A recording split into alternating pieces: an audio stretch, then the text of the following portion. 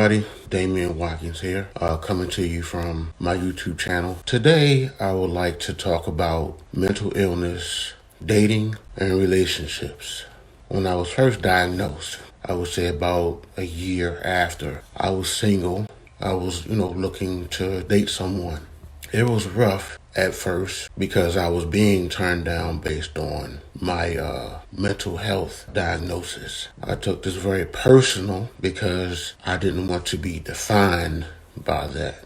I learned over time that it's not me, it's the person and their preferences. When you talk about preferences, they have nothing to do with you. They have everything to do with this particular person.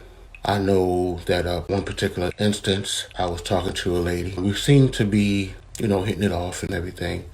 So I made a choice to disclose pretty soon, sooner than I normally would. Didn't hear from her again, which is okay now that I think about it. But at first it really wasn't okay. I was really hurt by that.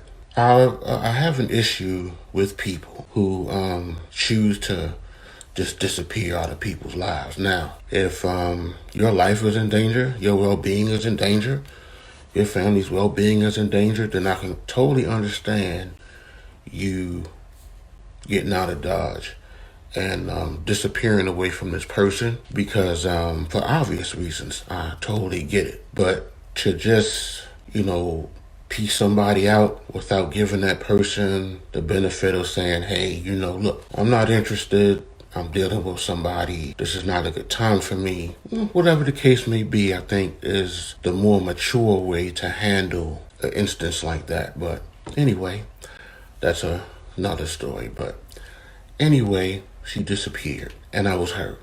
I was really hurt. And I took it personal. I was just like, well, I know that I'm a catch. I'm a type of person.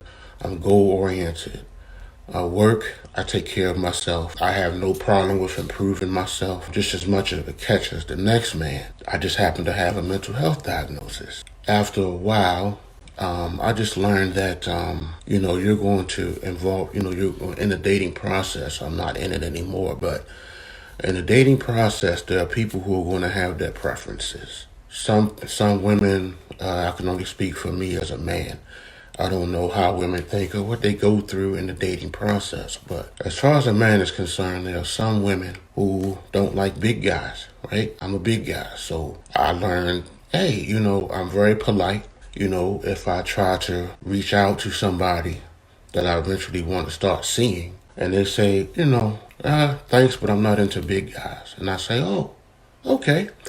And I'm very polite. I say, okay, I won't waste any more of your time. You have a good day, and I'm not being sarcastic, but to me, that's a mature way to handle it instead of what some guys are doing now.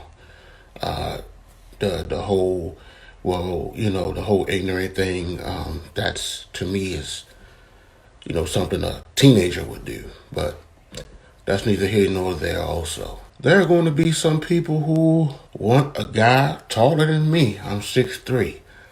There are some women that say they want to date a man that's 6'6". I have to say, okay, I'm not going to waste any more of your time. I respect that, and you have yourself a good day. We have to look at this as far as the mental health diagnosis the same way. People have a right to their preference. If they have a preference that they don't want to deal with somebody with a mental health diagnosis, then that's their right to not want to deal with you. It has nothing to do with you. It has everything to do with that person. It has everything to do with what that person wants, needs, whatever the case may be. You have to give way to that.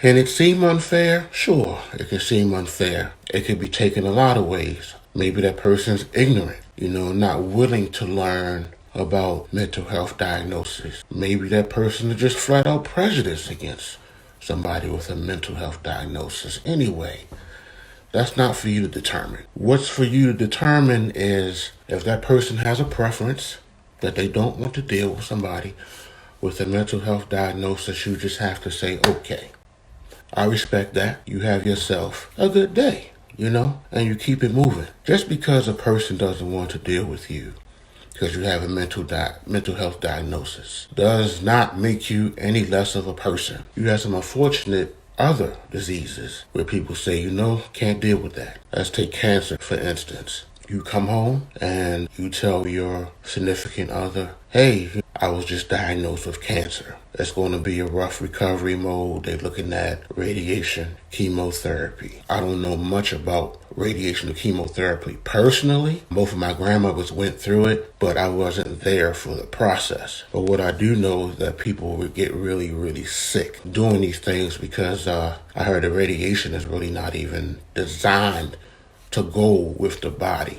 In due time, unfortunately, some people can say, you know what, that's a bit much, and they can move on. But that person with cancer is not any less of a person because they have cancer. This particular person made a choice, and it has everything to do with them. As far as relationship, if you happen to be in a relationship or marriage or whatever you consider a relationship, your mental health illness breaks out while you're with this person, okay? It's the same as the person that has cancer. Your significant other, your spouse, it's a free country. They can choose to walk because they don't want to deal with that. Now, if you're talking about marriage, it's for better or for worse. Personally, I think that if you take vows with somebody and they become sick, it's your job now to take care of them because you made this promise before God. But not everybody feels that way. Some people feel like, I know I made these promises to God, but this is a bit much. They may divorce you. They may choose to separate from you while you're going through what you're going through and attempt to come back after you've dealt with these issues. Me personally, that would be unacceptable.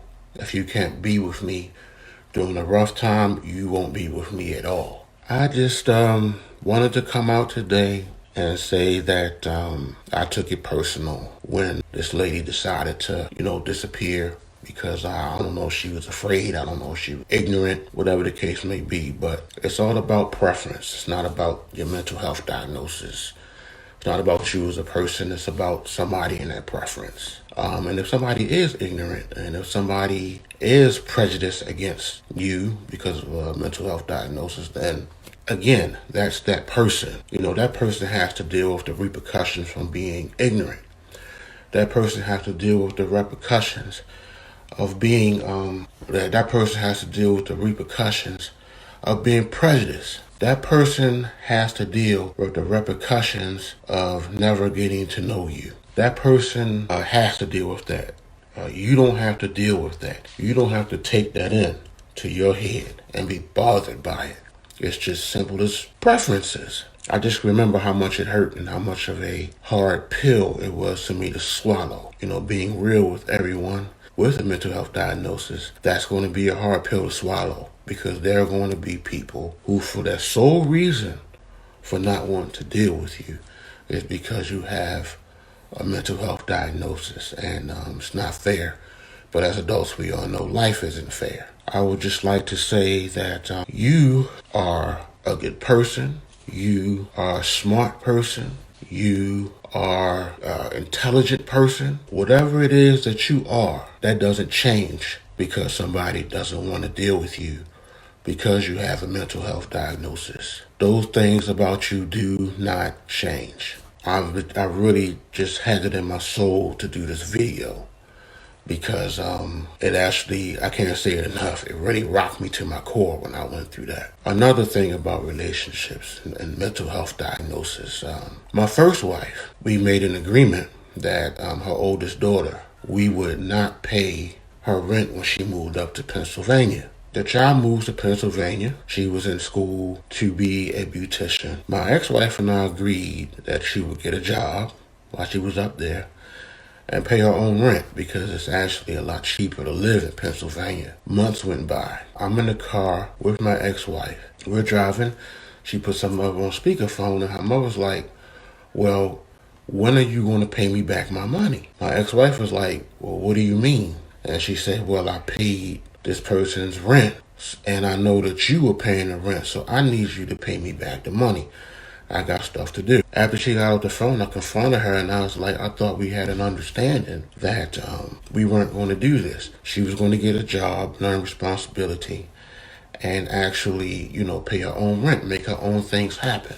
She was more than old enough. What my ex-wife actually said to me was, it must be, you're bipolar, because we never had that agreement. Without saying, we didn't last long after that. My advice to anybody that has a mental health diagnosis, or anybody, period, if somebody tells you, if you know in your heart that you said something, and then somebody comes and says, no, you messed up. It's not that wasn't the case, or, you must have been depressed. You must have been having an off day. Never let anybody do that to you, because they will play with you and make you think that you're screwed up. You basically had no business thinking what you thought. I'm not sure exactly what that is called, but it's actually a term for it when people do that to you. Never let anybody play with you like that, because they will. If you're in a marriage like I was, and if that happens to you, you need to immediately confront that person. If that person sticks to their story, like, hey, we didn't have an agreement. I never said this. I never said that. Then you need, if this happens time and time again, you need to reevaluate exactly what's going on. You shouldn't have to put up with that. Some people will try to play with you. I can't tell you to do what I did. I would never tell anybody to leave their spouse or anything like that. That's not my intention. What I did is what I did. You may be able to go to counseling, and you may be able to resolve it. Before you do anything else, if you know that this is happening, then you have to sit down by yourself at first and seriously evaluate what's going on. And if you know that it's not you, then confront that person and make a decision from there. Don't ever let anybody play with you. I can't stress that enough, because they will play with you. Okay, in closing, for real now, I don't care what's going on with you. You're a great person. Whatever your strengths are, they're your strengths.